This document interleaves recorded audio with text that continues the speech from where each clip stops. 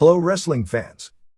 Welcome back to the $20 million Pro Wrestle Machine studio and welcome back to the show. Through the use of the Pro Wrestle Machine,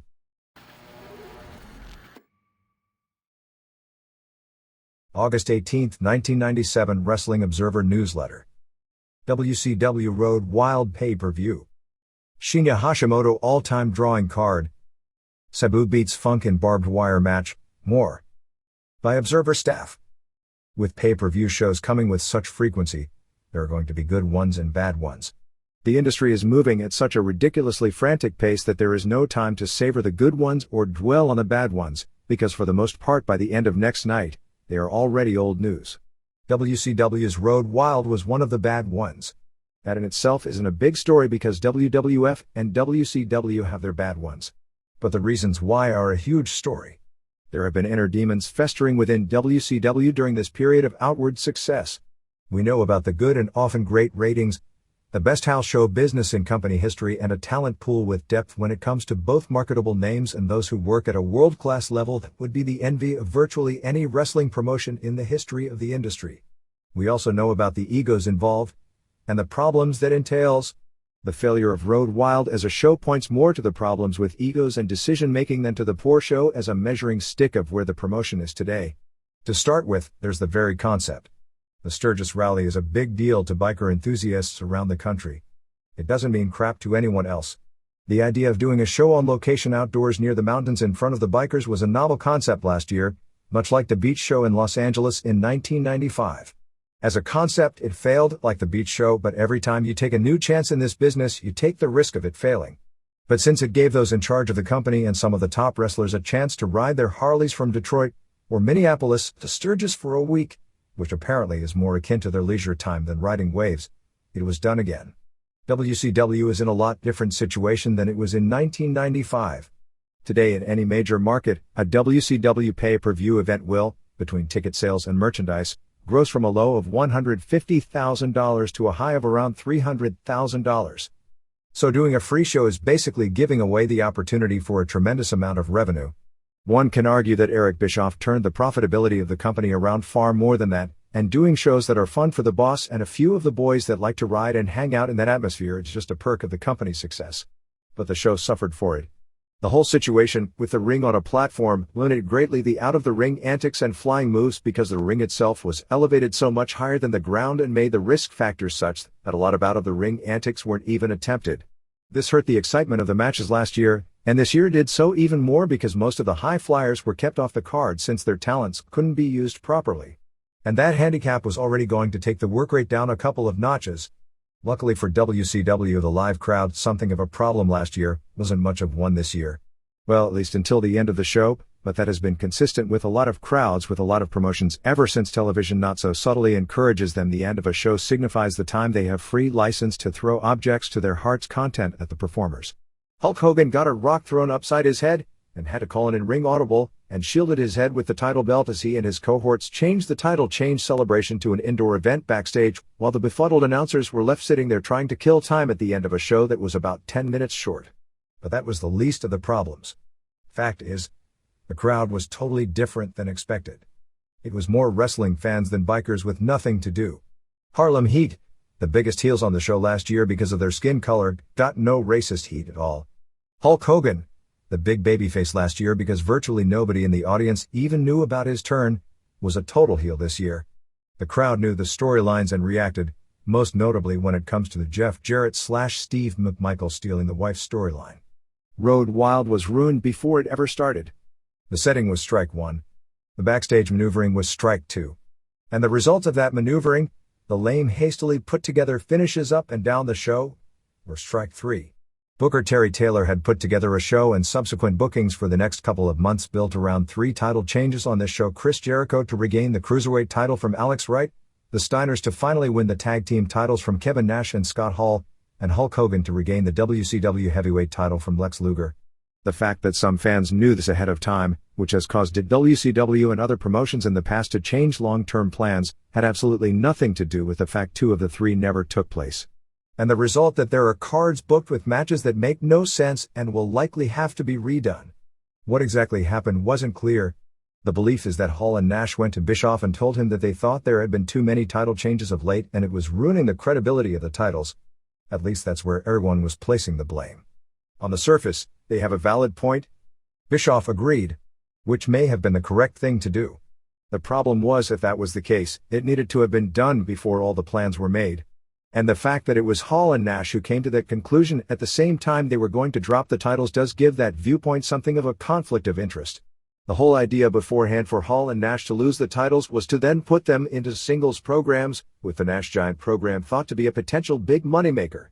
So just before the beginning of the show, the 3 title changes had been switched to 0. This threw the August 21st Clash of the Champions, the company's next major show, not to mention all the upcoming house shows, for a loop since it was supposed to be built around 3 title matches, all of which became almost obsolete. The Steiners were to defend the tag titles against Dean Malenko and Chris Benoit. Well, the Steiners don't have the belts. Chris Jericho's cruiserweight title defense against Eddie Guerrero is out, since Jericho didn't win the title back as planned. And Ultimo Dragon's TV title defense against Alex Wright, which was booked that way because Wright was going to lose the cruiser belt and then be elevated to TV champ, also looks to be in jeopardy because he didn't lose the cruiser belt. And one would think if Bischoff believes Hall and Nash to have a valid point, that point would be undermined by having Wright beat Dragon. Oh yeah, you're asking. What about Hogan beating Luger? Wasn't the one good thing done on Monday the post-match celebration really getting the emphasis back on the world title belt as the focal point of the promotion? If that's the case, why kill it all by changing the title back 5 nights later with such a ridiculous cliché of a finish? Yet another NWO star dresses up as Sting and causes Lex Luger to lose. The announcers again destroy whatever credibility they have left by all acting as if it was the real Sting doing it despite it being the same angle they've done a million times over the past year. Wivs? Well, there is one ultimate authority in WCW, and when he showed up, 0 title changes moved back to 1, although at this point with the show about to start, nobody had figured out a finish to accomplish this. All the changes meant all new finishes, most of which were really bad, particularly in the Steiners versus Hall and Nash. The fact the work rate wasn't too hot, largely because of the setting the matches taking place meant the Flyers were mostly kept off the show, didn't help matters. The one title change that probably made the least sense to take place on that night of the 3, although Hogan did have to regain the belt shortly because the big money match they've been building for more than 1 year is Hogan versus Sting, and Hogan needs to be champion for that match to reach its money potential, was the one that did because it specifically involved Hogan's creative control of his programs, and Hogan not winning back the belt. If you're keeping score, Hall and Nash won their power struggle with Taylor, who has now become this month's version of Kevin Sullivan, a booker who does all the work, takes all the heat, and then gets overruled almost all the time. But Hogan beat Hall and Nash again, because even though they were able to maintain their tag belts they were supposed to lose, they weren't able to keep Luger with the belt he was supposed to lose. And everyone else in WCW were the big losers. Several of the wrestlers who were told what they'd be doing on the show and after the show ended up feeling lied to. Those involved with promotion were advertising matches that make no sense now and will probably have to be changed. And the booking team has to change its basic game plan to a game plan that once implemented may be changed again to render it useless once again, if any part of the plan gives any of the stars a bug up their ass. So much for As the World Turns. But As the World Turns was far more entertaining than the mess on the dirt. Road Wild on August 10th in Sturgis, South Dakota drew a crowd estimated by various sources live as between 6,000 and 10,000. Judging from the overhead shots, it looked in the 6,000 to 7,000 range, larger than last year but obviously smaller than the 9,500 at the beach in 1995. Tony Schiavone was in the Pinocchio role, having to say over and over again that the crowd was 20,000. Can you believe 1 week earlier in Auburn Hills at the Palace when they really had nearly 18,000 in the building, not one announcer mentioned a crowd figure. This time, when they have less than half of that, they give the ridiculous lie that was apparent to everyone viewing. Pinocchio's statement number 2, repeated often on Nitro the next night, was that the Hogan-Luger match was the most watched title match in pro wrestling history. Whoa! Pro wrestling history takes in a lot, and while the audience was the largest ever for a competitive situation on cable since the Monday Night Wars began in late 1995, which doesn't exactly constitute the beginning of time, that statement isn't even close to true. There have been title matches with 10 times the television audience of Hogan-Luger. The very preliminary buy rate estimate coming from Request is 0.77. The very preliminary numbers are always higher than they turn out because the people who report back the quickest are the ones who are the happiest, which has to be considered good. This would be roughly the same as the preliminary figures for SummerSlam at an 0.79 buy rate. 1. Harlem Heat, Lane and Booker Huffman, beat Marcus Bagwell and Scott Norton in 10:20. A solid match. Jacqueline came out at 7:20 to get in Heat's corner. At the finish, Vincent distracted Stevie Ray. In the ring, Norton gave Booker T a shoulder breaker. At that point, Jacqueline attacked Norton. Norton must have loved having to sell for her choke. As Norton was being held, T gave him a thrust kick followed by a side kick and pinned him, while Jacqueline held Norton's leg to keep him from kicking out.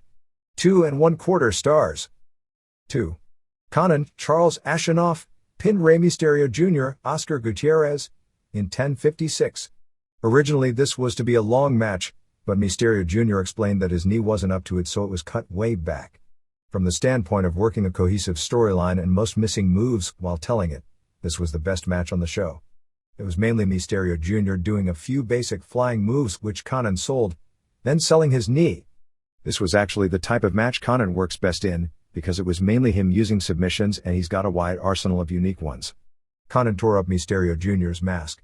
Mysterio Jr. came back a few times but always ended up hurting his knee. The most spectacular move was a double springboard into an Arabian moonsault, but Mysterio Jr. sold the knee upon landing. Finally he made yet another comeback, and tried to climb the ropes while selling the knee. When he came off, Conan caught him in midair with a 187 DDT and used a move called the Tequila Sunrise, but actually it was closer to a cloverleaf for the tap out. 3 stars. 3. Chris Benoit and Steve McMichael beat Jeff Jarrett and Dean Malenko, Dean Simon, in an elimination match in 9:36. Benoit and Malenko did some great wrestling back and forth to no crowd reaction early. Malenko was in virtually the entire first fall while Jarrett, who had tremendous heel heat, did nothing. Finally Malenko tagged Jarrett at 6:45. Jarrett didn't want to come in against McMichael. Jeff then laid down and held McMichael on top of him for the pin at 7:11 and strutted away, pointing to his head. This left Malenko against both. Malenko got a quick flurry in before he was overwhelmed, and hit with tombstone piledrivers first by Benoit and then by McMichael. In between, Benoit also delivered a headbutt off the top. McMichael scored the pin after his tombstone in 1:25 of the second fall. Some of the wrestling in this match was great, but the booking left the match totally flat. 2 1/4 stars. 4. Alex Wright pinned Chris Jericho, Chris Irvine, to retain the WCW Cruiserweight title in 13:03. A slow builder that turned into the best all-around match on the show. Wright used hair pulling early to get heel hat. Jericho came back with flying moves like a springboard dropkick and a plancha. Wright took an incredible bump off the top rope inside the ring, but came back with flying kicks and a stomp coming off the top. Wright missed a moonsault, and Jericho came back and got near falls with a lionsault and a senton. He then used the Takaiwa double bomb for another near fall.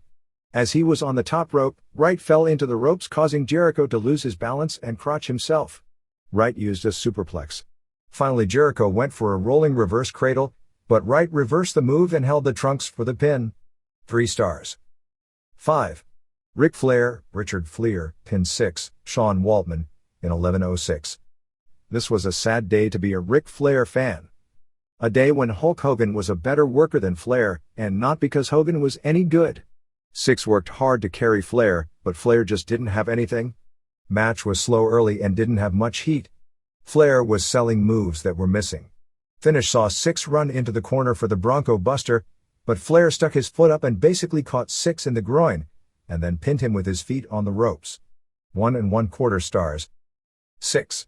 Kurt Hennig pinned Diamond Dallas Page Falkenberg, in 9:41. Another bad match, although this one was harder to pinpoint the fault. They were both just way off working with each other. A lot of people were blaming it on the heat. Page has with so many of the top wrestlers now for the belief that his success has gone to his head. Because of that heat, his faults are emphasized, maybe overemphasized. At one point they had 3 sequences in a row that were terribly mistimed. The first ref bump came when Page had Hennig pinned and Hennig kicked out with Page landing on Mark Curtis. Hennig undid the padding on the turnbuckle and ran Page into it. Page came out bloody, which supposedly was a hard way, although many in the company are skeptical of that. Page hit the fisherman suplex, but Page kicked out. Hennig went to run him into the exposed metal again, but Page reversed and Hennig took one of his patented bumps. Page went for a pancake, but Hennig's legs clocked Curtis, who took his second bump, and Curtis grabbed his nose like he was really shaken up.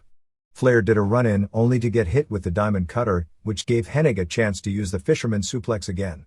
It took Curtis way too long to get up and still count 3, which is probably why Page was kicking out at the finish. Just a bad night for all concerned. 3/4 of a star. 7. The Giant Paul White pinned Randy Savage, Randy Poffo, in 6:05. Savage tried a slam at the beginning but collapsed under Giant's weight. There were lots of engines revving during this match, which is biker's heat. Giant pressed him from outside the ring back in. Finally, Savage took out Giant's knee and began working on it. Savage came off the top with a flying crossbody for a near fall. When he came off a second time, Giant caught him and choke slammed him for the clean win. Short and uneventful with no build. But there was nothing that bad about it either. 1 star. 8. Rick and Scott Steiner, Robert and Scott Reach Steiner, beat WCW Tag Champs Kevin Nash and Scott Hall via DQ in 15:29. Fans were really into the Steiners.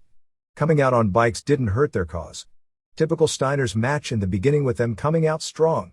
Finally, Nash kicked Scott in the head after Hall distracted them and they got heat on Scott. Actually, it was better than usual because not only did they keep on Scott for 10 minutes, but they teased the hot tag time after time before the outsiders cut him off. It was a well-built sound match, which was totally killed by a lame finish. Hall finally set up the outsider edge for the finish, but Rick clotheslined him. Scott then gave Hall a belly-to-belly and made the hot tag to Rick. Rick cleaned house and used a bulldog off the top on Hall. Scott then covered Hall even though Rick was the legal man. At the count of 2, Nash pulled ref Nick Patrick out of the ring. Patrick signaled for the bell as if he'd counted 3, but instead ruled it a DQ. 1 3/4 stars. 9. Hulk Hogan, Terry Bollea, regained the WCW title for a third time beating Lex Luger, Larry Fole, in 16:15. It's amazing watching Hogan work as a heel as he basically does a Ric Flair routine minus all the Flair bumps. Match was pretty bad and way too long for these two. It was mainly stalling because they were supposed to go in the 20 to 25 minute range. Hogan did eye poking and choking him with a cable. Hogan called Luger a piece of shit, so I guess the vulgarity rules that everyone was told to follow don't apply to Hogan. Imagine a different standard applying to stars in a business like pro wrestling. After a foot to the face, Luger kicked out. Luger did a no-sell spot after a suplex and started his comeback until being cut off with another eye poke. Hogan missed the leg drop and Luger started another comeback with a series of clotheslines.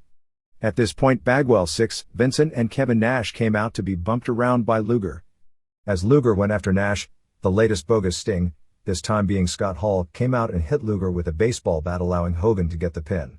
They were to have a post-match celebration including respray painting the belt in the ring, but the fans throwing things like rocks and bottles made them head for higher ground. Backstage they let Connon hold the belt while Hogan allowed Dennis Rodman to spray paint the belt again. Rodman was in Sturgis as a motorcycle enthusiast and decided to drop by, so his appearance was a freebie, which is why he wasn't involved in the title change angle, which at least would have made it more newsworthy than involving yet another fake sting. The announcer sold the finish as if the real sting had turned on Luger, which was pathetic since it was way too obvious it wasn't the real one. 1/2 of 1 star.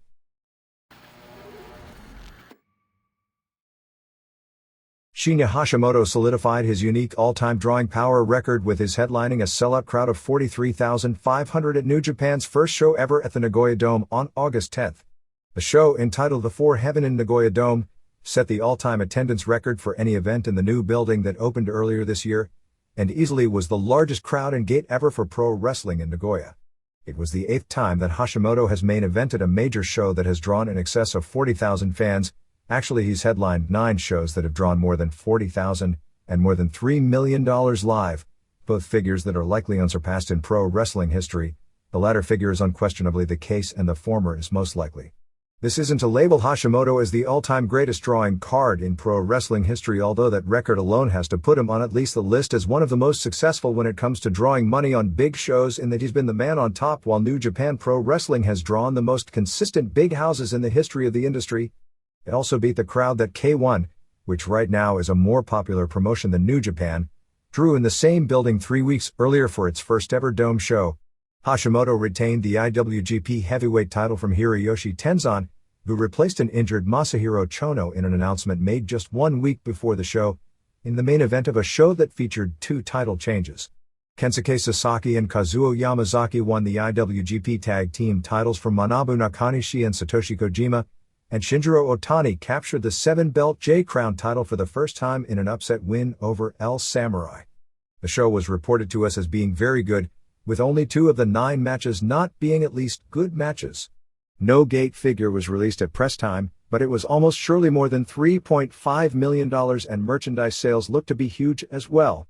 K1, with a similar pricing structure, drew $3.75 million on 36,500 paid. New Japan drew the crowd without any major foreign pro wrestling stars, as the only non-New Japan full-time regulars on the show were former UFC star Don Frye and his opponent Cal Worsham. Reports from this week are that Chono got a third medical opinion that he wasn't going to need ankle surgery, which would have put him out of action for probably the rest of the year. Both an American doctor in Florida and New Japan's doctor suggested surgery. Chono elected not to have surgery due to his having the pro wrestler's mentality about taking time off, particularly when he's the focal point of the top feud in his promotion. Chono has been officially taken off New Japan's next big show on August 31st at Yokohama Arena and will be replaced by Hiro Saito in the 6-man main event. The belief now is that he'll be back in the ring for the September major shows. 1. Kazuyuki Fujita used an armbreaker submission on Kendo Kashin Tokumitsu Ishizawa in a major upset at 5 minutes. Fujita, a rookie, got over really big in his match last week against Frye, which probably led to him being put over the more experienced Kashin. Both are proteges of Antonio Inoki and doing shooter gimmicks, so they did a submission-style match that was said to have been average. 2. Tatsuhiro Takaiwa and Tadao Yasuda and Takashi Iizuka, Takayuki Iizuka, and Osamu Kido and Junji Hirata beat Akitoshi Saito and Michiyoshi Ohara and Akira Nagami, Akira Saiki, and Tatsutoshi Goto and Kengo Kimura, Takashi Kimura, in 1409 when Yasuda pinned Ohara after a Tiger Driver. They were doing an angle where Goto and Ohara, who are teasing leaving Heisei Ishingun for NWO, didn't want to team with Kimura, who Goto had been feuding with but who Nagami has brought back to the team. Said to have been a fast-moving good match. 3. Koji Kanemoto upset Jushin Liger, Keiichi Yamada, in 21:51, getting the 3 count after hitting his third moonsault. Reported as having been a very exciting match. 4. Shinjiro Otani pinned El Samurai Osamu Matsuda to win the J-Crown, IWGP Junior Heavyweight, NWA Junior Heavyweight, Great Britain Junior Heavyweight, WWF Light Heavyweight, WWA Junior Light Heavyweight, UWA Light Heavyweight and NWA Welterweight titles, in 1805, and another exciting match. Otani used a dropkick off the top rope and released German suplex to score the pin. 5. Don Frye defeated Cal Worsham via submission in 7:57. Worsham is a former UFC fighter with 1-2 record brought in by Frye to work with him. When Worsham fought in Russia, Frye worked his corner. Frye, managed by Brad Reingens, was chewing gum when the match started to signify how lightly he was taking it, and then sold a lot for Worsham, which made it an exciting match because people were expecting Worsham to get squashed. Worsham escaped several arm breakers. Worsham even threw a suplex. They traded punches, headbutts and submissions, with Frye selling like he was about to lose, until he came back with a German suplex and the same choke with the body scissors. Actual finish of the Fujita match, not a crooked head scissors as we reported last week, to get the submission. 6. Tatsumi Fujinami pinned Riki Choshu, Mitsuo Yoshida, in 6:40 in what was billed as their final ever singles match. Choshu was put on the map as a major superstar in this industry in his 1982-83 feud with Fujinami, and they've headlined major shows including Tokyo Domes over the past 15 years as one of the most enduring rivalries in the history of Japanese wrestling. With Choshu retiring on January 4th, this was to be their final match. Since they went short, it was a fast-paced match with Choshu pulling out moves like his Saito suplex and even a flying head scissors. Choshu hit the lariat and scorpion deathlock, but Fujinami made the ropes. As Choshu was kicking, Fujinami used a dragon screw, leg drag, and a knee drop off the top rope. Choshu came back with 2 clotheslines. As he went for a third, Fujinami sidestepped and caught him in an abdominal stretch, then switched it to being his favorite dragon sleeper. Ref Pete Takahashi eventually stopped the match, ruling Choshu couldn't continue. Both men shook hands and hugged after the match.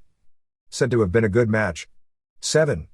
Kazuo Yamazaki and Kensuke Sasaki won the IWGP Tag Team titles from Manabu Nakanishi and Satoshi Kojima in 12:31.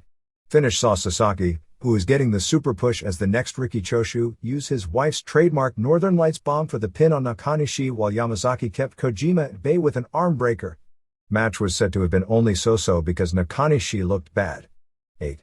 Great Muta, Keiji Muto, beat Naoya Ogawa in 6:39 of what was said to have been the most heated match on the card. Antonio Inoki was scheduled as referee for the match. However, before the match even started, Inoki and Muta exchanged blows and Muta blew the mist at Inoki, who fell out of the ring blinded. Ogawa used his judo throws to take Muta down early and punched him from the mount. Ogawa then got up and started using hard kicks. Ogawa tried a choke but Muta got away, and then Muta, using amateur wrestling tactics, got a takedown. He then pulled Ogawa's black belt off his gi and began choking him with it. He then removed Ogawa's gi and whipped him with it. Ogawa got it away and began whipping Muta back. Muta got out of the ring, and when he got back in, Ogawa took him down with his STO and went for the armbreaker. As Ogawa went for the move, Muta quickly blew the green mist in his eyes and put the armbreaker on Ogawa. With the armbreaker on, Muta also began spreading Ogawa's fingers, which caused Ogawa's second, Tiger King Satoru Sayama, to throw in the towel. Photos and stories of this match were carried as the lead item in many of the sports newspapers the next day owing to Ogawa's name value in Japan, whereas the show itself was carried as page 2 news. 9. Hashimoto pinned Hiroyoshi Tenzan, Hwang Kil-choi, in 1709 to retain the IWGP title. It was reported as a typical hard-fought, very good match with a lot of stiff blows and kicks, ending with Hashimoto using a DDT to score the pin.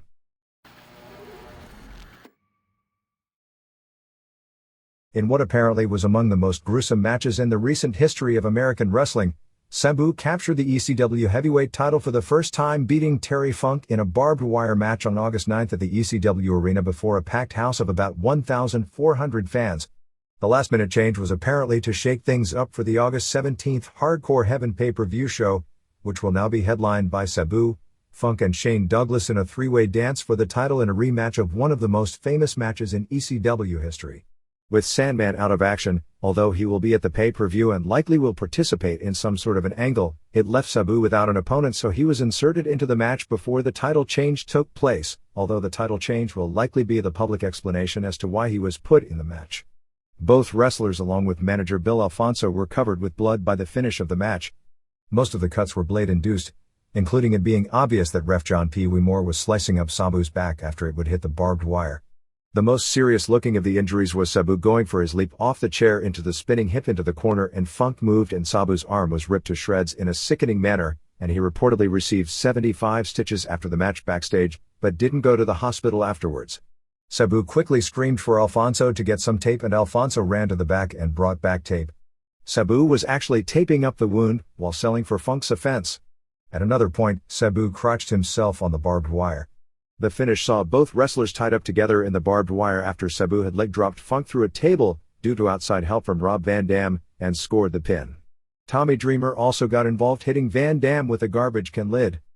Both men were so wrapped up in the barbed wire with each other that officials needed wire cutters to get both of them out of it after the match ended. Virtually the entire dressing room emptied to watch the title change from the stage area, reminiscent of the old days in wrestling when a super worker like a Harley Race, Jack Briscoe, Dory Funk or Luthez type would come to a territory, and all the wrestlers would stay and watch the main event, which was considered within the profession the ultimate show of respect to a top wrestler. The match was so bloody that only the finish, which apparently was shot in a manner where the blood didn't look that bad, will air on television, although it'll be pushed hard for videotape sales. Besides the change in the main event, there are a few other minor changes in the pay-per-view lineup, which is tentatively scheduled as a 6-match show. The other matches listed last week: Taz vs. Chris Condito for the TV title, Tommy Dreamer vs. Jerry Lawler, the Dudleys defending the tag team titles against PG-13, and Spike Dudley vs. Bam Bam Bigelow, set up at the ECW arena where Dudley scored a pin on Bigelow without outside interference. All remain. In the tag title match, the match itself is likely an angle to set up a feud with Dudleys vs. New Jack and John Kronus. The Rob Van Dam vs. Balls Mahoney match has been switched to Van Dam vs. Al Snow, who is expected to start with ECW as a regular, even though he will remain under WWF contract as part of the two companies' new working agreement. If any of the matches go short, another match may be added at the last minute to the show, but it will most likely be a 6-match plus angle stemming from the 6 matches show. Approximately 1,000 tickets had been sold to the 1,800-seat Fort Lauderdale War Memorial Auditorium as of press time, which has to be considered somewhat disappointing since ECW hasn't been in Florida in years, and this is a pay-per-view show. With much of the crew going down early for promotional work, the building still should wound up being packed. While there doesn't appear to be the anticipation of this show as compared with ECW's first pay-per-view show on April 13th, most likely the show will do similar business. ECW was buoyed by last-minute plugs on WWF's Raw on August 11th in return for Rick Rude starting up as the new bodyguard manager for Shawn Michaels, and its arena and overall business along with the ECW name is stronger now than it was before the first pay-per-view show. The first pay-per-view show was generally considered very good, so it's doubtful many first-time buyers were turned off by the show itself, at least when it came to the in-ring product itself. Some wrestling fans who were looking primarily at the glitz aspects and wowed by things like production values and the major league atmosphere they've seen on WWF and WCW may have considered it second-rate, but those into harder violence and blood likely would have enjoyed it more. However, the hope for new clearances for this show for the most part didn't take place. Request TV is claiming a universe of 17.6 million for this show. They claim 17 million for the first show, although those numbers have to be considered with a grain of salt. Multi-channel news in an article this week on the last UFC show said the universe was 21 million when the real figure was just under 15 million. The only real major difference is that DirecTV is carrying this show, which didn't carry the first show, and Time Warner, which carried the first show, isn't carrying this show. Paul Heyman before the first pay-per-view show said that the show wasn't about drawing a good buy rate, but about putting on the kind of the show which would increase the universe for subsequent shows. By that standard, even though the first show did an acceptable and profitable buy rate and had to be considered a success from a product standpoint, it didn't accomplish its objectives because for the most part the people who passed on show number 1 are still on the pass list, although there are negotiations ongoing that could change that for the third show. The July 27th UFC show, at less than 15 million homes, was carried by the larger servicing Viewer's Choice and not Request. ECW is being carried by Request and not Viewer's Choice, and had all the satellite services cleared, while ECW has most but not all. Most companies that decided against carrying UFC also aren't carrying ECW, TCI being the most notable exception as they are carrying ECW in their systems that subscribe to Request. Heyman also instituted a number of new company rules at the arena show.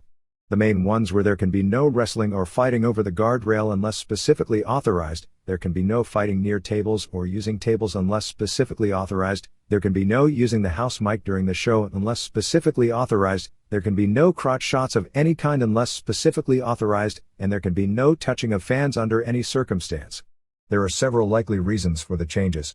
One is that ECW has come close on several occasions to fan problems that were one step from becoming incidents that could have threatened their future.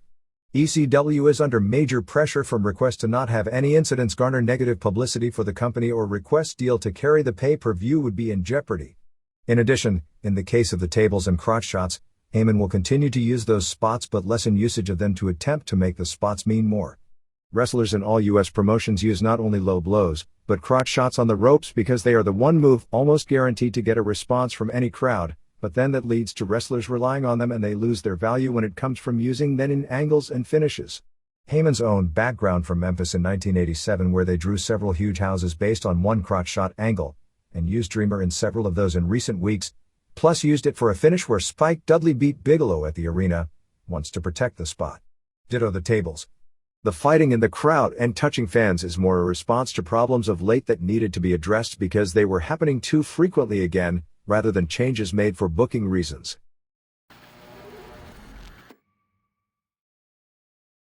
This week's version of the new ratings experiment consisted of the first week with WCW at 8 to 10 p.m. and WWF at 9 to 11 p.m. The results told a very simple story.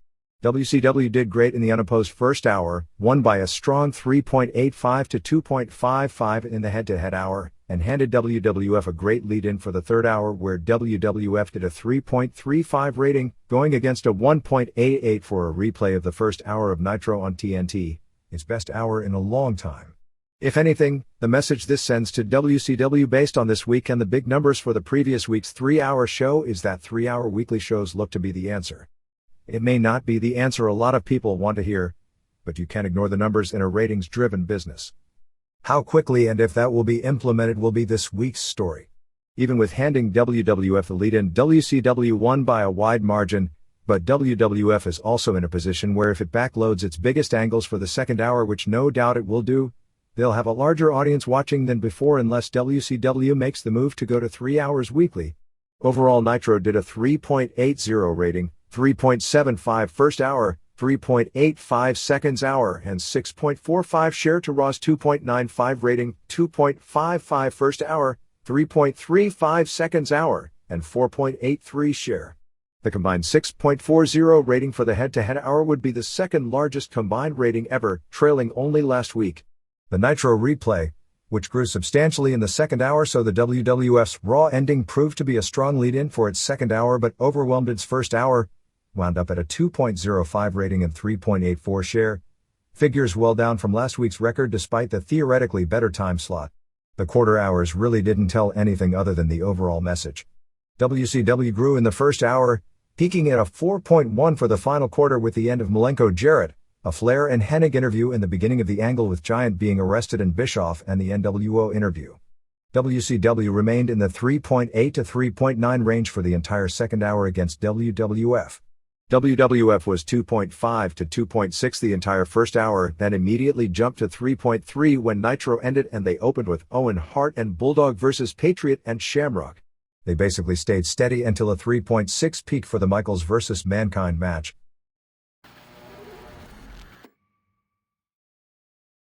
Mexican UWA promoter Carlos Maines remained a hostage as of the last reports we'd received from Mexico more than 2 weeks after being kidnapped coming from a show on July 25 in Nezahualcóyotl. Over the past week there have been significant changes in the case. Both Maines' chauffeur, who was feared by authorities to have been dead, and Manny Guzman, the former head of the Wrestlers Union in Mexico, were released from captivity. There was also a ransom note sent demanding $100,000 in cash to release Maines.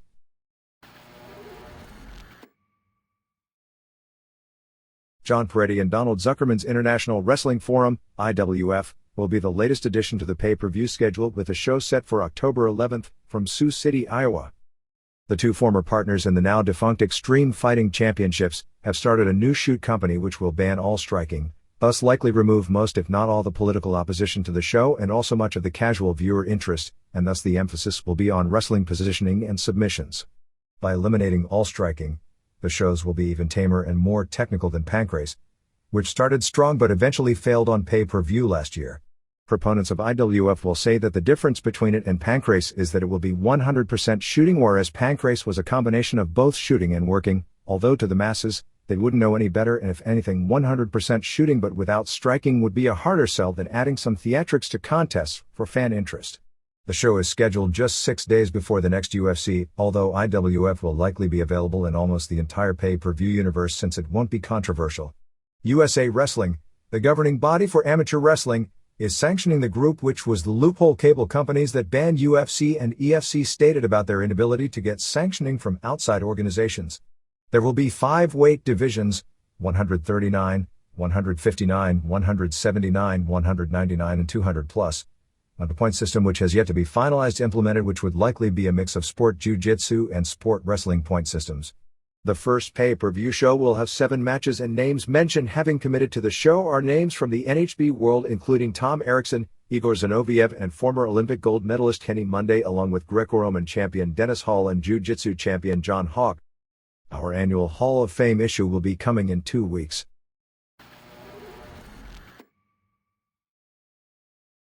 Japanese television rundown. July 6, All Japan. 1. Stan Hansen and Johnny Smith beat Takao Omori and Toshiaki Kawada in 1508 when Hansen lariated both Kawada and Omori and got the pin on Omori. Ho heat it all. There was nothing wrong with the match, but it seemed dead because of the lack of heat, and there was nothing special to the match. Kawada appeared to legitimately injure his leg because he was barely in the match and he could hardly stand in his corner. They did use the spot as a work as he tried a back suplex, but the knee went out. 1/2 of 1 star. 2.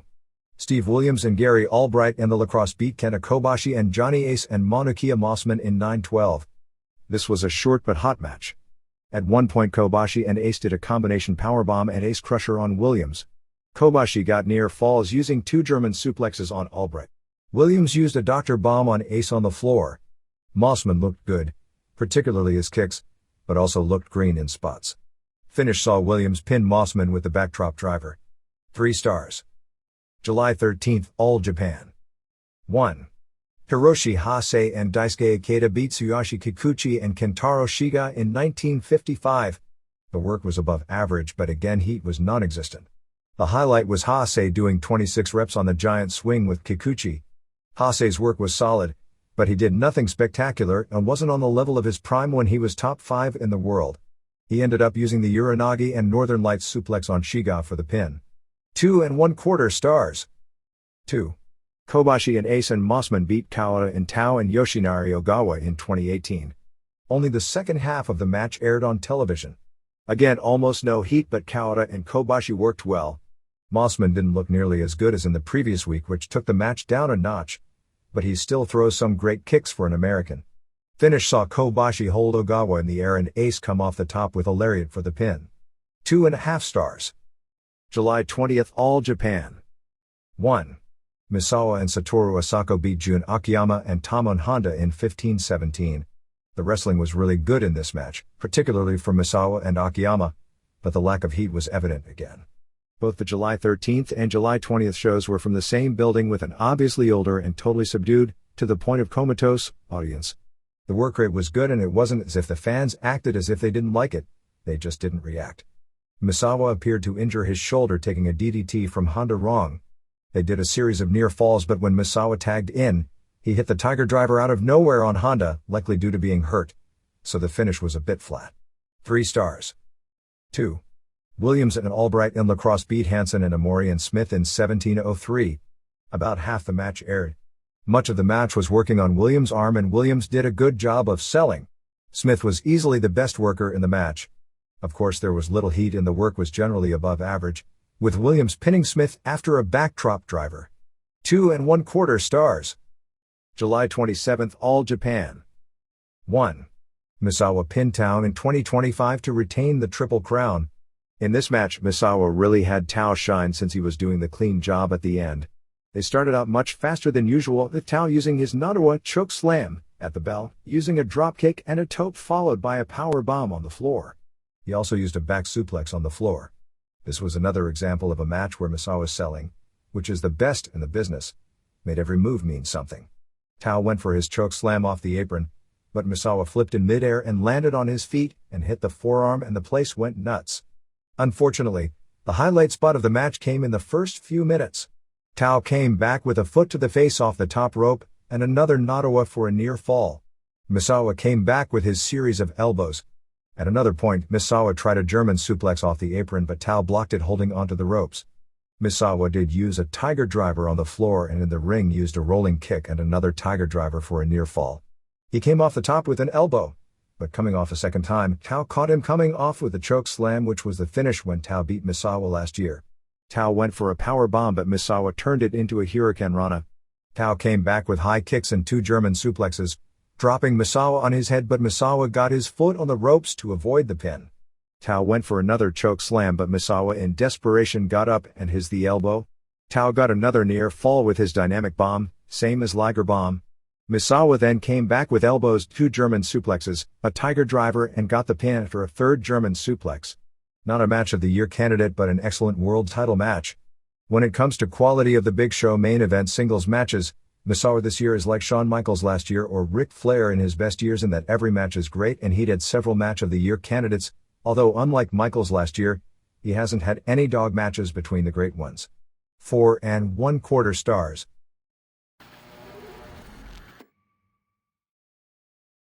EMLL main event on the August 10th Arena Mexico show had Steele and Kevin Quinn and Apollo Dantes over Atlantis and Rayo de Jalisco Jr. and Brazo de Plata via DQ in the second fall when Atlantis fouled Steele.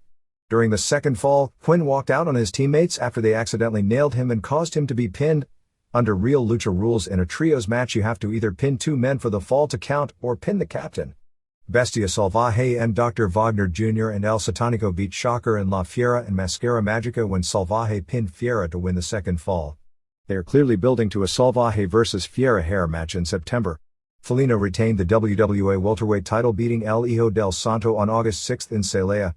Paco Alonso's recently sold Pista Arena Revolucion, which up until 8 weeks ago housed wrestling several times per week, collapsed on August 6th injuring 15 to 20 construction workers, 5 of them seriously. Alonso and EMLL sold the building to a new owner who was going to tear it down and put in a combination gas station and mini-mart in its place. It took rescue workers more than 4 hours before they could extract the 5 workers that were seriously injured, and the engineer responsible for the remodeling was held in custody for possible prosecution. Wagner debuted the Michinoku Driver 2 in beating Ricky Santana to keep the CMLL light heavyweight title on the August 3rd show at Arena Coliseo. They are calling the move in Mexico un castigo tipo martinete, so it's by lucha rules something close to but not a martinete, the dreaded tombstone piledriver which is banned. Vampiro made a rare EMLL appearance working a trios main event on August 10th at Arena Coliseo. August 15th at Arena Mexico is headlined by Steel and Quinn and Dantes vs Atlantis and Lismark and Brazo de Plata and Bestia Salvaje and Headhunters vs Rayo and Ultimo Dragon and Fiera plus Taka Michinoku appears.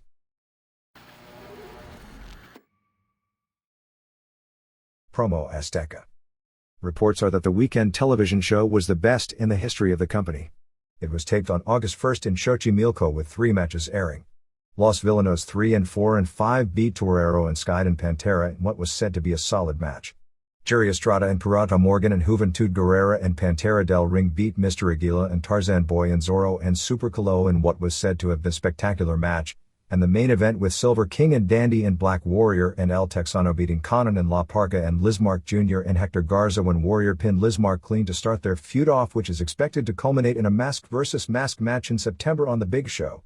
Despite the Mexico City Commission raising a stink to try and stop the match, the scheduled hair versus hair match with Volador and Pimpinela Escarlata took place on July 28 in Nuevo Laredo.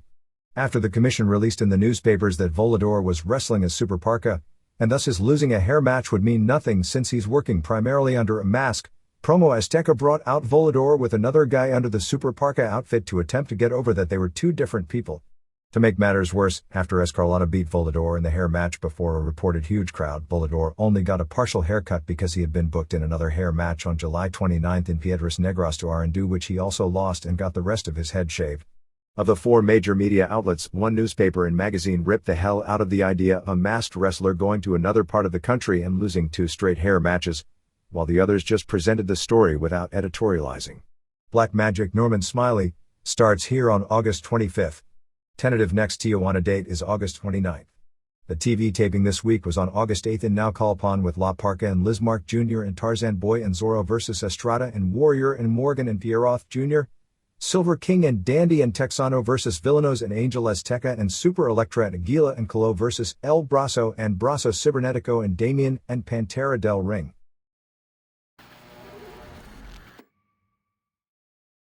AAA. Not much in the way of news here. The biggest news are a couple of minis matches. On July 28 in Ciudad Madero they held a tag match where the losers would then meet in a mask versus mask. It wound up with face mini La Parquita and heel mini Siniestrito beating face mini Octagonchito, not the original who is likely signed with WWF, and Espectrito 2, the younger brother of the original. Octagonchito and Espectrito 2 lost the match and had their singles match, with Espectrito 2 losing and revealing his name as Alejandro Jimenez, 23 years old, who debuted in 1995. Octagonchito 2 days earlier had beaten Pentagonchito in Tulancingo to win the Mexican National Minis title. The Big Pentagon now defends the Mexican National Middleweight title against Octagon on August 13 in Mexico City. The 2 major shows of the weekend were August 8 in Minatitlan with a cage match on top with Pero Aguayo and Heavy Metal vs Sangre Chicana and Cobarde and Octagon and Octagonchito and Mascara Sagrada vs Pentagon and Pentagonchito in Killer. The other taping was August 10 in Tulancingo with Tinieblas and Tinieblas Jr. and Sagrada vs Killer and Nene and Abismo Negro.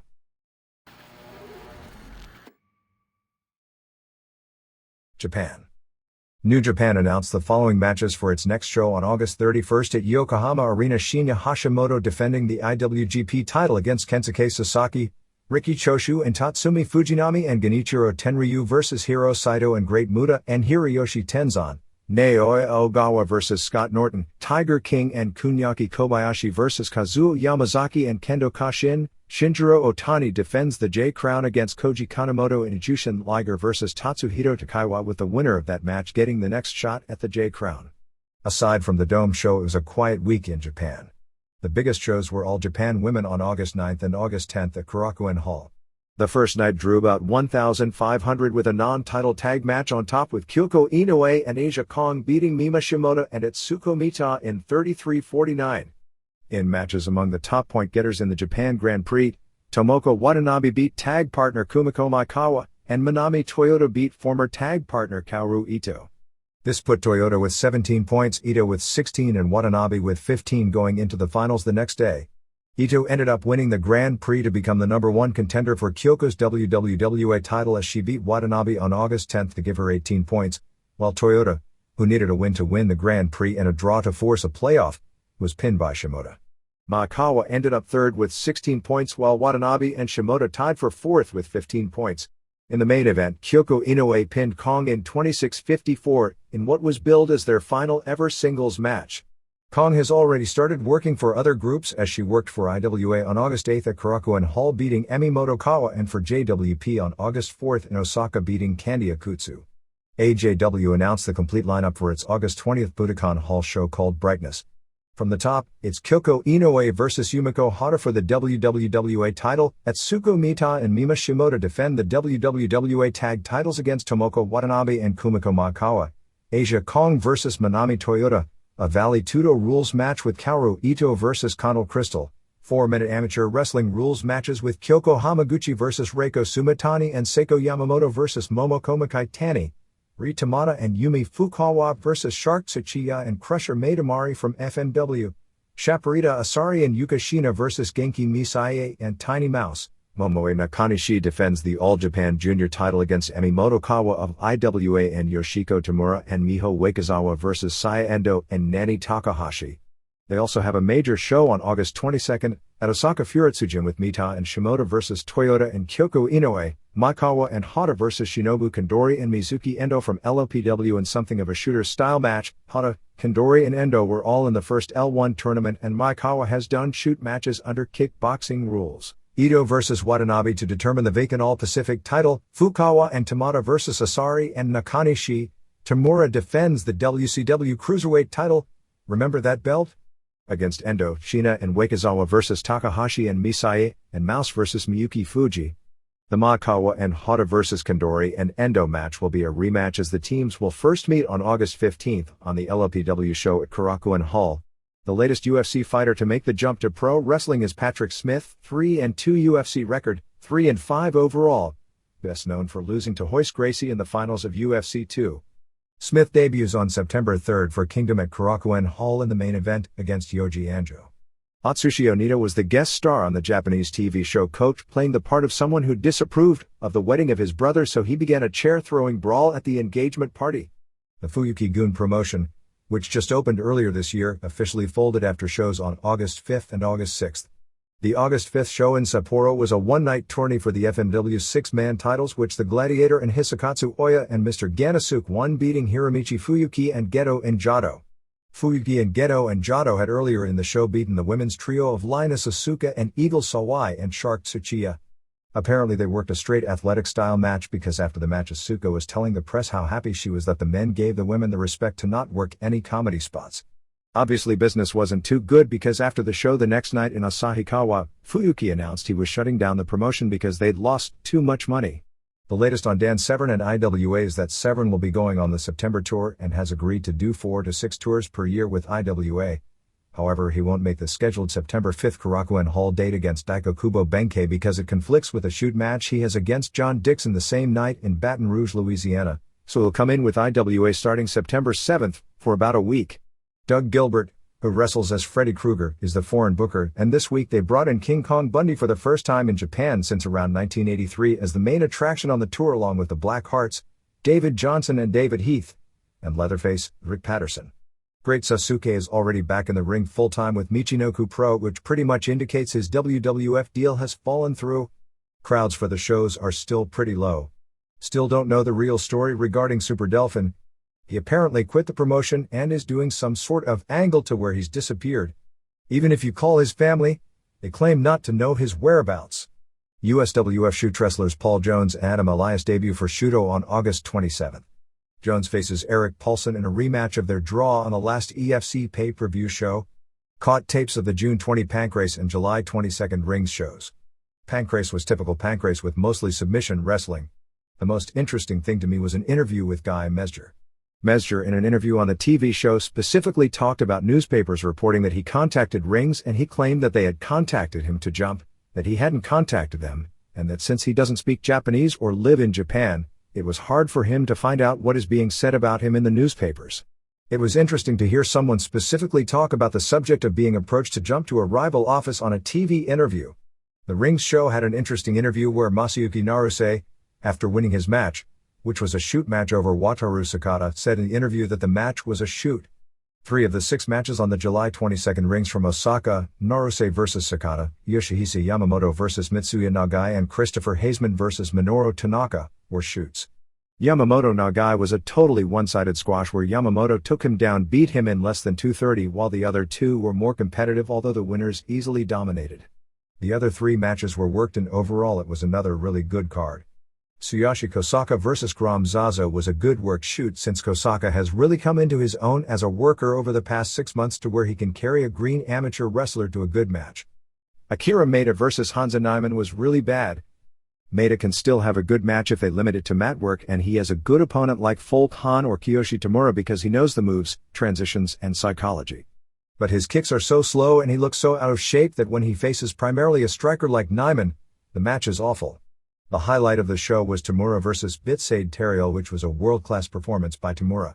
Terriel weighed 319 and is 6'6" or 6'7", and Tamura weighed 191 and is 5'9" or so. Terriel is about the same caliber worker as Jim Duggan, minus the experience. And they had a match that fell just shy of incredible. It was by far the best Terriel has ever looked since he was beating the hell out of the smaller guy. Even with the huge size difference, they somehow worked a totally realistic-looking competitive match. It ended up with both tied when it came to points, which meant the next knockdown or rope break would decide it. The place was going nuts as Terriel beat the hell out of Tamura, who wouldn't go down, and finally Tamura got on Terriel's back and choked him, and when Terriel grabbed the ropes for the break, he was out of points. At first I thought it was a disappointing finish after all the heat and build in a fairly long match, but in hindsight it was a more realistic finish that if a guy gets a half dozen or so submissions during a match and always gets to the rope, when he's out of rope breaks, that somehow that would be the one he taps on. Pancrace's Ryushi Yanagisawa won his heavyweight kickboxing match on July 25 via first-round knockout.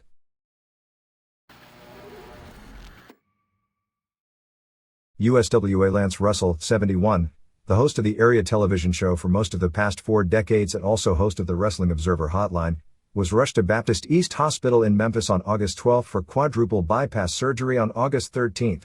Russell had been complaining for the past few weeks about severe indigestion, and the examination revealed 4 blocked arteries.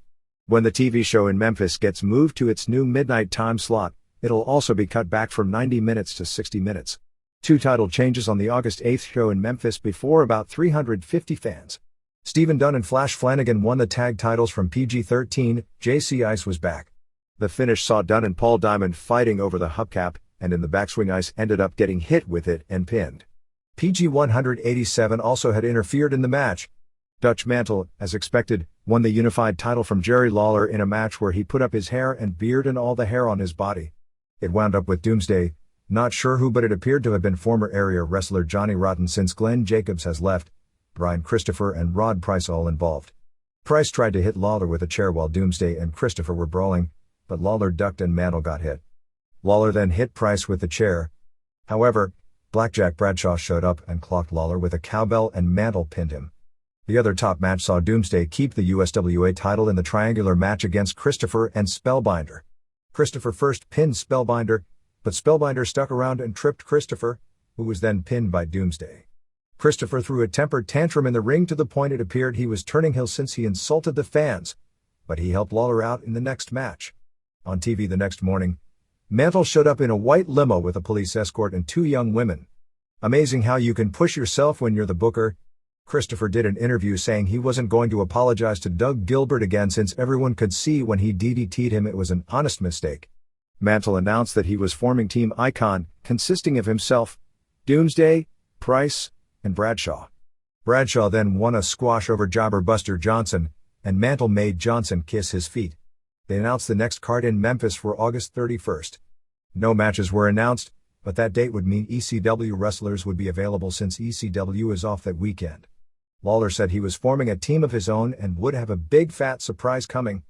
They were setting up a triangular tag team feud with PG-13, Dunn and Flanagan and Diamond and Rex King. We're told King has looked impressive since he came here. King and Diamond then won a tag match over Spellbinder and Rick Titan, the former Razor Ramon, ending when Titan was pinned.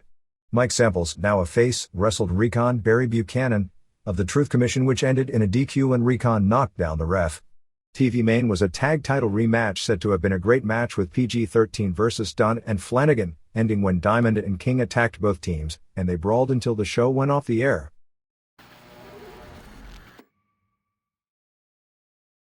Here and there.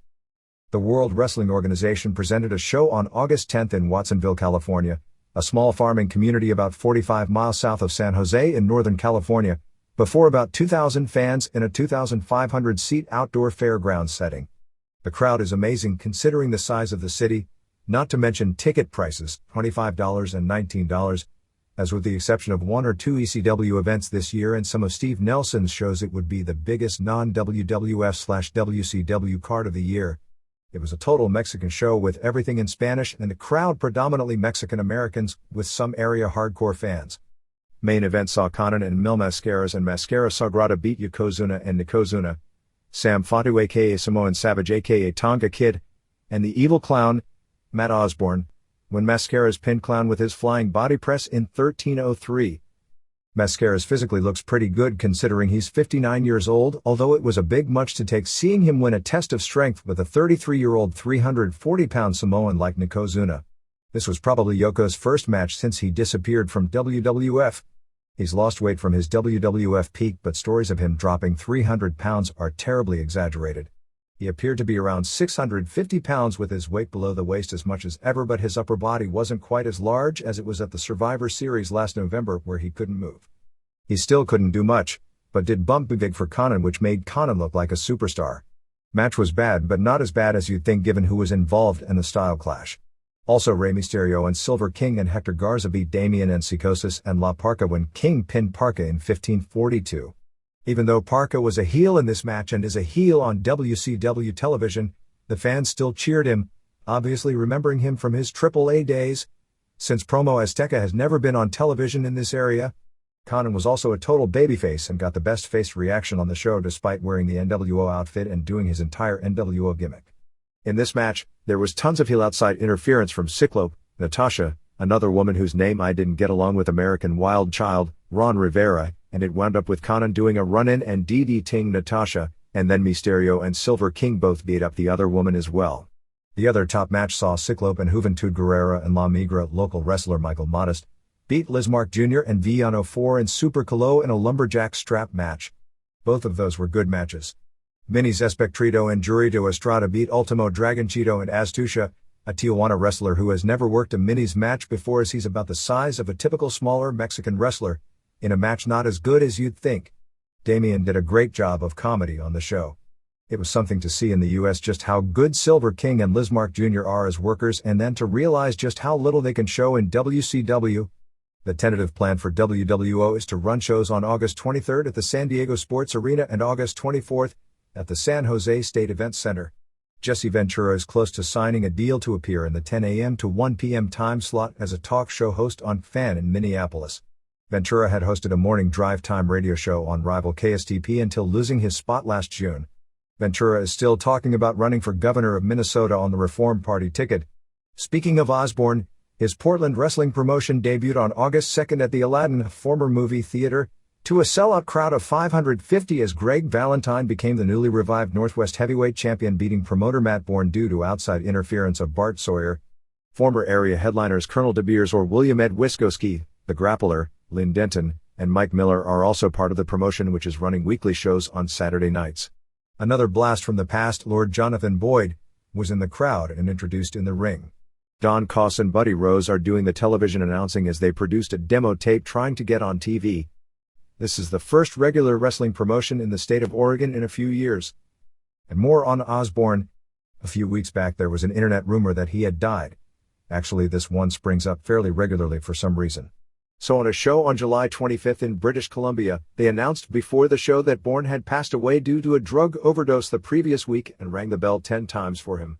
He then came out the door in the middle of the 10-bell salute and grabbed the house mic to say that there aren't enough drugs in all of Vancouver to kill him, and he should know because he's tried most of them.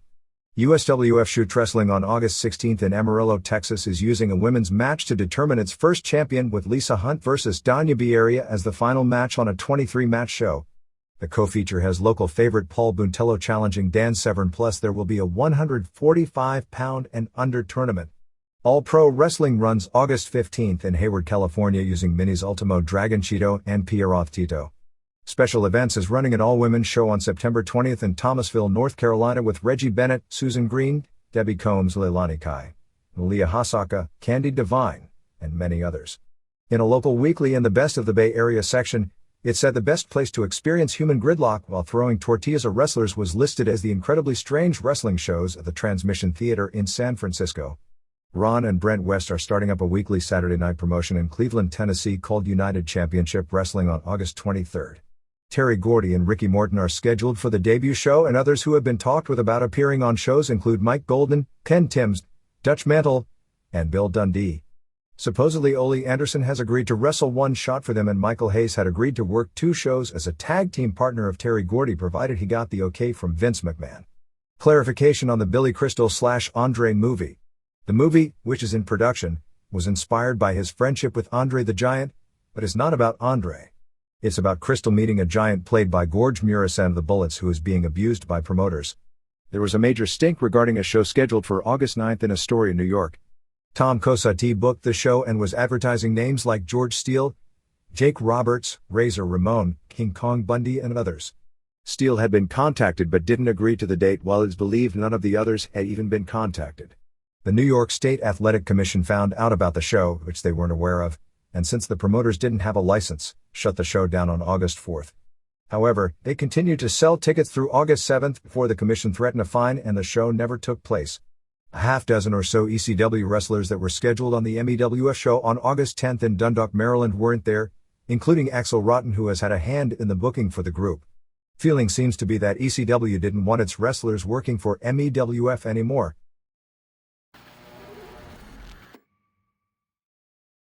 NHB. Some good news and bad news for UFC in an article in this week's multi-channel news. The article said that the July 27th show did 10 to 20% better than the May show, as reported here last week. The article had Bob Merowitz note that even with the increase in buy rate, the show lost money because it was carried in so few homes. The bad news is that Viewer's Choice, which doesn't carry ECW either, is having second thoughts about carrying UFC. BC hasn't committed to carrying the planned October 17th show, which would certainly, if they don't carry it, spell the end of that show and ultimately UFC itself. The article quotes a VC spokesperson as saying they haven't made a decision one way or another on the October 17th show. The plans in the works, not signed at this point, are to do a 4-man heavyweight tournament headlined by Randy Couture 2-0 and Carlisle Barreto 7-0 plus 2 singles main events. The plans for the matches are Vitor Belfort 4-0 versus Oleg Toktarov 8-3-2 and a title rematch with Murray Smith 3-0 versus Mark Coleman 6-1. The 2 winners would then meet in a title match in December.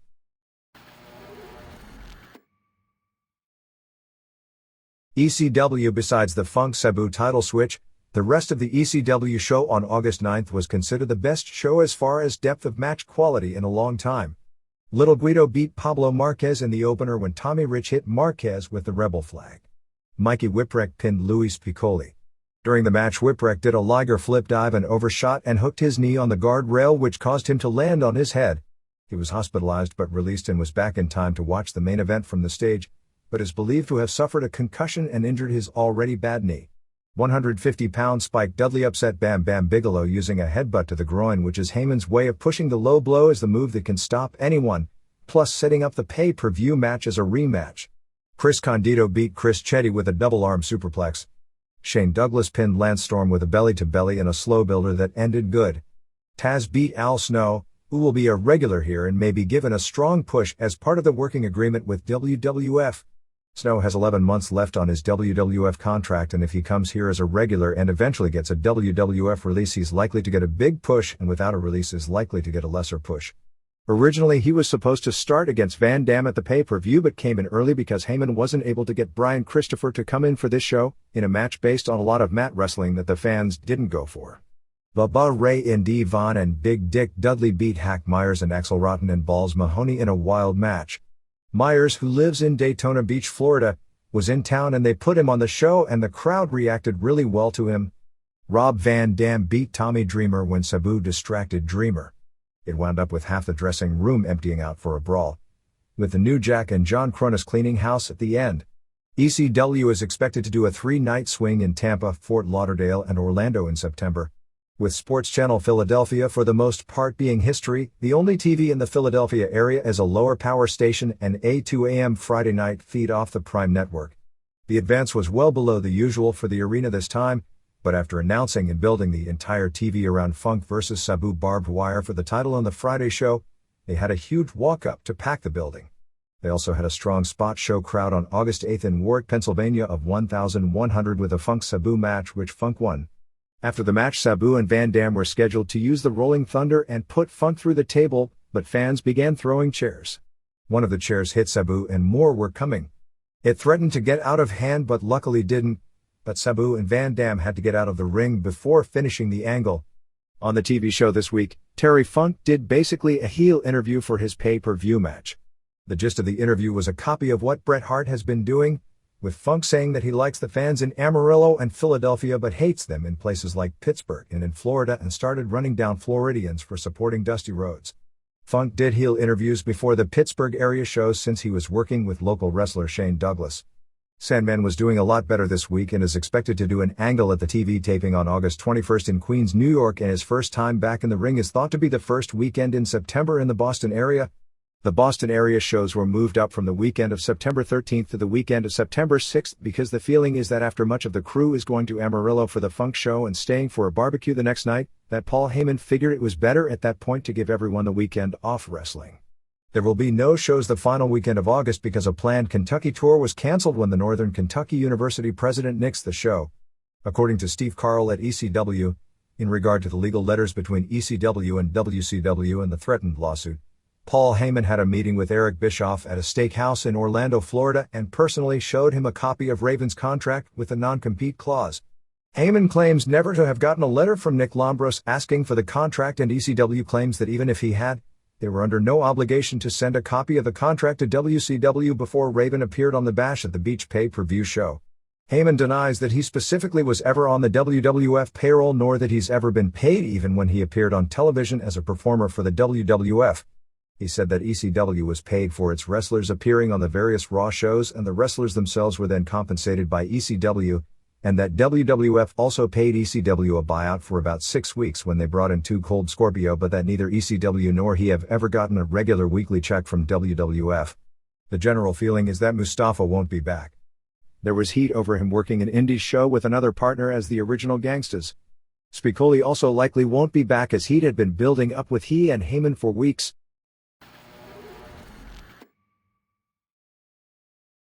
WCW. Still not totally clear about the Steven Regal situation. What we know is that Regal, Scott Norton and Marcus Bagwell were on a flight back from Japan from the G1 tournament. Regal was acting up to the point the plane made an unscheduled landing in Anchorage and all 3 wrestlers were made to leave the plane. Norton and Bagwell claim it was guilt by association, although there were news reports that claimed they were rambunctious on the plane. Regal was supposedly worse, with reports that he urinated not in the bathroom in first class. Supposedly WCW officials don't even have the straight story of exactly what happened and aren't clear as to what Regal's future is. He was not at any of the shows this weekend. Nitro on August 11th from Denver drew a sellout 7,444, 6,828 paying $135,274. The crowd was hot throughout the show and it wasn't a show with a lot of new plot twists, but it had predominantly good wrestling and never dragged. It opened with Hall, Nash and Six doing an interview, after which Hall and Nash destroyed David Moore and Bob Starr in a total joke in 129. Steiners came out after the match and cleaned house on the Outsiders and left with the belts. Meng beat Wrath in 241 with a Tongan death grip. Match wasn't good but Wrath looked good. After the match, Mortis ran in and Barbarian made the save. Post-match was an absolute mess of a brawl. Steiners and Ted DiBiase were interviewed, with DiBiase implying that Nick Patrick blew it by calling the DQ. Patrick defended himself and blamed Randy Anderson for not calling a DQ in the Hogan-Luger title change with all the outside interference. Eddie Guerrero pinned Chris Jericho in 434 with a frog splash. Great short match. Dean Malenko beat Jeff Jarrett via DQ in 648 when Guerrero attacked Malenko for the DQ. Steve McMichael made the save and cleaned house. Then as McMichael extended his hand, Malenko attacked him and knocked him out of the ring. McMichael said he liked that and respected how tough Malenko was. Very good all the way across, except McMichael's cleaning house wasn't exactly classic. They had a Horseman interview with Curt Hennig. Hennig said he'd team with Flair at the Clash but had no obligations afterwards. Flair said he was mad that Hennig was talking to Bischoff. Hennig refused to say he'd align himself with the Horseman. Bischoff did an interview saying he got a restraining order on the Giant coming within 50 feet of him. The NWO also sang happy birthday to Hogan, who was doing a movie in Montreal. For those who don't know, Hogan is 44. I know nobody believes that, but that's what a life of getting a tan and taking steroids does to you when you get older. Bagwell then drew a line supposedly 50 feet away.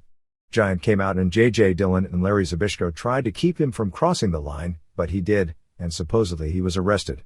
Steiners beat McMichael and Chris Benoit in 4:05 when Rick pinned McMichael after an overhead belly-to-belly suplex. Diamond Dallas Page beat Marcus Bagwell in 4:03 with a diamond cutter in another short but good cookie cutter of a match. Ultimo Dragon beat Mortis to keep the TV title in 3:08 with the Dragon Sleeper. Another good bout. Main event saw Curt Hennig beat Randy Savage via DQ when Page attacked Hennig at 5:31. It was okay, but every match on the show except the first two were better and all the run-ins at the end got old. It wound up with Savage dropping the elbow on Page several times until Luger made the save, and fans started throwing things and the show went off the air. Eddie Guerrero wasn't on the August 4th Nitro because he crashed his rental car that afternoon in Detroit. Six was fired for a short time the week before. Bischoff was under a lot of heat from the higher-ups for standards violated, largely having to do with vulgarity standards. Six must have used naughty words and some of his gestures weren't met with the highest of approval either. In the tag match with Flair and Hennig versus Norton and Bagwell, when Six did the run-in, he pulled Flair's tights down and Bischoff claimed it was the straw that broke the camel's back. When he told Hall and Nash what happened, they were ready to walk, and an hour later, everything was fine again. The first day advance for the September 6th house show in Indianapolis topped $90,000. Rey Mysterio Jr. was supposed to see Dr. James Andrews in Birmingham this week about his bad knee. Nothing is definite, but they are targeting mid-September for his next return, so he's off all the house shows he's billed for until that point. Larry Hennig and Gary Fall, Ray Doink the Clown Apollo were backstage in Sturgis. Merchandise sales in Auburn Hills on August 4th was $136,000, third largest in company history, trailing only the recent Nitro sellouts in Philadelphia, still the record holder, and Boston.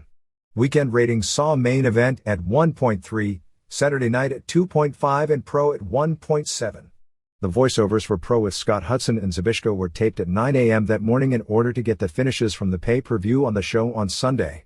It being the first TV show after the pay-per-view is likely responsible for the higher-than-average number. It's good they do it that way with all the last-minute changes. In the old days of wrestling, it was fairly common to tape interviews about matches before they took place since they would air after the match took place. In occasional cases of a no-show, injury, or a finish getting screwed up, guys changing finishes at the last minute rarely happened in the more organized territories. It would be one of the dreaded kayfabe violations. Both WCW and WWF had done this often up until just a few years ago, and with how screwed up WCW was under Jim Herd, they had their share of embarrassments such as announcers and interviews related to title changes that didn't take place because guys wouldn't do the job the day of the show.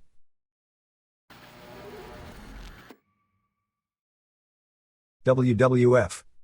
Steve Austin went in for an MRI on August 8th and was told by one of the leading neck specialists in the country that he should retire and that he'd be risking paralysis to continue.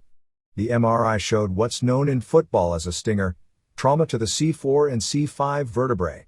Since he's not going to retire, he's going to get a second opinion from a Philadelphia doctor who is reputed to be the leading neck specialist in the United States. Those who have talked with Austin say he really doesn't feel that bad now. He has some pain, but he's ready to go back to work. When the injury happened, he was scared out of his mind, fearing not only the end of his career but paralysis since he couldn't move for a few seconds.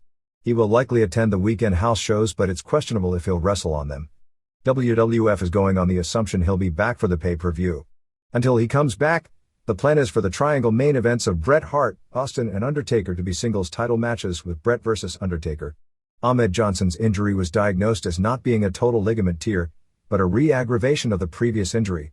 He won't have surgery but will be undergoing intense rehab and is expected back in 4 to 8 weeks. Johnson was actually only told 10 minutes before going out on Raw on August 4th that they were turning him back face. Told because they felt that they lost out on a top face by making him turn. Lineup thus far for the September 7th Ground Zero pay-per-view besides Bret vs. Patriot, Shawn vs. Undertaker and the Triangle Street Fight with Vega, Farouk and Crush in a Four Corners tag match for the belts with Austin and Dude Love, Owen and Bulldog, Godwins and Legion of Doom, Pillman vs. Goldust and Christopher vs. Scott Putski. Doesn't sound great on paper. The USA Network Saturday night's main events taped on August 23rd in Chicago during the 2 weeks Raw is preempted for the US Open on USA, have been moved to Fridays, August 29th and September 5th from 11 p.m., or whenever the tennis coverage ends to 1 a.m. The original air dates were to be August 23rd and August 30th. So the show is being advertised locally as Saturday night's main event, but will be plugged on television as Friday night main event. The situation with Sid is that he wasn't immediately fired. There was some sort of clause in his Wright about $400,000 per year guaranteed contract, which may have been an injury clause, that WWF felt they had the right to cancel it. He was then offered a new deal which was a nightly deal which basically had he worked a complete schedule would have earned him the same $400,000 per, so something along with lines of $2,000 to $2,500 per shot and maybe more for pay-per-views, which he turned down, feeling his existing contract shouldn't have been canceled. At that point he was fired and is threatening legal action back. Jim Ross has been elevated to Senior Vice President of Titan Sports and is the highest-ranking official in the company not named McMahon. He's in charge of things like contract negotiations and talent recruiting along with playing a major role in booking the house shows and pay-per-view shows. The ultimate decisions are, have been and likely always will be in the hands of Vince McMahon. Ed Cohen, Vice President in charge of event bookings which includes promoting the house shows and booking the arenas, was diagnosed with cancer a few weeks back. He was back working in the office this week. It's the fourth time he's had to fight cancer. Rick Rude was brought in as part of the working agreement with Paul Heyman. Rude appeared and in exchange, Ross plugged the ECW pay-per-view show and the Lawler Dreamer match several times on Raw. The original deal was for it to be a one-time only thing, but judging from the TV, Rude will be Michaels' bodyguard on TV for the time being, since Michaels isn't going on the road soon. He'll likely still work some ECW as well. As a press time, all Rude had committed to in the future is the ECW pay-per-view show this Sunday and the Raw in Atlantic City on Monday. Rude has no contract with ECW, although ECW did do an angle where Rude claimed to have signed a long-term contract, and it's likely he'll be offered a deal by WWF that would allow him to still work ECW. Heyman thinks Rude's character is unique enough to where he'd be fine with him working both places. It appears bringing back Rude and Sergeant Slaughter is to bring back the famous names from the 80s to combat WCW using all the 80s big names that are drawing the 30-plus age bracket fans that are killing WWF in the Monday ratings. Raw on August 11th in Biloxi, Mississippi drew a sellout 6,814 paying $79,351. They said in the open that Bret had won the title for an unprecedented fifth time. Actually, Hogan won it 5 times as well. Michaels did an interview and got a lot of cheers, particularly from women. He got a big pop when he made a comeback to fans chanting Shawn is gay by saying to ask your mother and your sister. A lot of fans cheered him for the comeback as well. Slaughter came out and Michaels was hilarious in the confrontation. Just a great performance by him. Hawk beat Henry Godwin in a whipping match in 3:48. Rules where the first man knocked out of the ring loses, and after Phineas interfered, Animal hit Henry with a slop bucket knocking him out of the ring. No wrestling at all but okay for what it was trying to be. Scott Putski beat Tony Williams in 3:33 with the Polish Hammer. Work was fine but nobody cared. It was mainly backdrop to show a video of Pillman backstage putting on his dress. There's no way in hell Putski is under 215 pounds. Flash Funk pinned Pillman in 3:16 when Pillman was distracted by them showing a tape of him getting dressed on the video screen. So he has to wear the dress another week. Dude Love did a 70s style superstar Billy Graham interview. Michaels appeared on the screen and made fun of him for being out of date. Fans are into Dude Love, as this inside rib they're a part of, but the interview was like a green rookie copying Billy Graham or Dusty Rhodes and not that well. The 2 groupies that go after him are his wife, the taller one, and a former girlfriend of Michaels. Shamrock and Patriot beat Owen and Bulldog in 11:17 when Patriot pinned Bulldog after a full Nelson drop on a chair. Patriot needs wins like this to give him credibility since he's in a pay-per-view main event. From a booking standpoint it made sense. As a match it was just okay. Speaking of Shamrock at the pay-per-view, His bleeding from the mouth wasn't because his lip was split but because he took a bump and bruised his kidneys and was coughing up blood during the match. He's okay now. Patriot did a backstage interview and Bret hit him with a chair. Farouk pinned Chains in 303 when Rocky Maivia interfered and gave Chains a urinage. Maivia then joined the Nation of Domination. Skin colors of a feather stick together in the WWF. Patriot, who was over surprisingly huge, which I think is partially because his accent gets over better in the South, challenged Bret to come out. Bret did and they brawled, with Owen Pillman and Bulldog involved, and they choked and attempted to bury him under the Canadian flag. Finally, Michaels beat Mankind in 11:02 of an excellent match when Rude came out and hit Mankind with a chair. Several great and brutal moves outside the ring, including Mankind taking hard post shots, Michaels coming off the apron with an elbow onto the announcer's table, which didn't break into back suplex on a table. Michaels bled from both the arm and head, although the blood wasn't obvious on television. Helmsley at one point also tripped Mankind. It appeared they were going to form yet another group which will likely be called the Clique, with Michaels, Rude, Helmsley, and Chyna. Undertaker came out at the end and Bearer was on the video wall vowing that Kane is coming, likely on September 7th pay-per-view. Also on the show in dark matches and shotgun stuff, Lawler won a battle royal throwing out Funk with help from Christopher. Christopher beat Williams, Vader beat Helmsley via DQ when Chyna interfered, Owen beat Goldust when Pillman interfered, Low Brown and Kama beat 8-Ball and Skull, Harris Twins, via count out, and in the dark main event, said to be really bad, Bret won the triangle match to keep the belt over Undertaker and Vader. Weekend ratings were up again with Live Wire at 1.7, which I believe is its record, and Superstars doing another strong 2.0, even more impressive since summer is generally the down season when it comes to weekend wrestling numbers. But the patterns seem out the window because the entire industry is at a high point. One thing I've noticed is that in the past, whenever there were mainstream media articles on wrestling, they were negative and condescending, focusing on it being fake, and for the most part now they treat it as entertainment, and almost everyone seems past the real versus fake issue. Patriot won a TV battle royal on the August 4th tapings that aired on Shotgun. Weekend house shows saw August 8th in Miami draw 5,095, paying $90,680. August 9th in West Palm Beach drew a sellout $6,028 and $88,007, which are better figures than they did in the same building for a pay-per-view. And August 10th in Birmingham drew a sellout $4,150 and $65,567. They got mainstream pub for the Miami show with the Maivia vs. Farouk match billing it as the Miami Hurricanes against Florida State Seminoles. Since it was in Miami, Maivia was put over. West Palm Beach was the first ever Bret vs. Shamrock match, ending in a DQ when the Hart Foundation saved Bret. Same finish the previous night in Miami, only with Undertaker as the challenger. When Mark Merrow returns in September, he's booked at the house shows against Dude Love, so he'll be coming back as a heel. It appears Michaels will appear in another Baywatch episode this season. Boston advance for August 16th at press time was 5,800 tickets and $111,000. Madison Square Garden for the September 22nd Raw taping is being set up for a 14,000-seat capacity. The Fab Four special on Bulldog, Bret, Undertaker and Michaels on Sky Sports in the UK drew 151,000 viewers on July 26th, and the replay on July 27th drew 286,000 viewers. Royal Rumble will be at the San Jose Arena in January, and WWF will do Monday and Tuesday TVs in Northern California that week. One of the sites looks to be at the UC Davis Gym. Some sort of a program which would culminate in Bret vs. Michaels at WrestleMania was suggested and nixed by Bret. Wrestling Observer Newsletter.